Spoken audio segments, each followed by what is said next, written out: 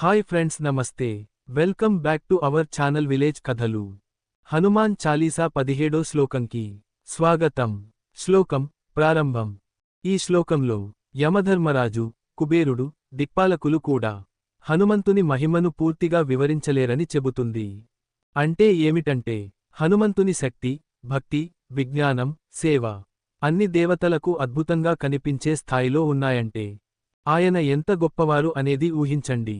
కావులు, కోబిదులు అంటే బ్రహ్మజ్ఞానులు, కవులు, గుణవంతులు కూడా హనుమంతుని గొప్పతనాన్ని పూర్ణంగా చెప్పలేరు.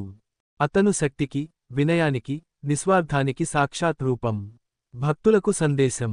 ఈ శ్లోకం మనకు చెబుతుంది, నిజమైన భక్తికి ప్రశాంతత, బలము మరియు నిస్వార్థ సేవా భావం ఉండాలి. భక్తి అంటే పూజ కాదు, భక్తి అంటే విశ్వాసం, ధైర్యం, సేవాధర్మం. హనుమంతుడు మనకు మార్గదర్శకుడు. ఈ శ్లోకం మీకు నచ్చితే కామెంట్లో జై హనుమాన్, జై శ్రీరామ్ అని రాయండి. మీ బంధుమిత్రులకు షేర్ చేయండి, లైక్ చేయండి, సబ్స్క్రైబ్ చేయడం మాత్రం మర్చిపోకండి. జై హనుమాన్, జై శ్రీరామ్.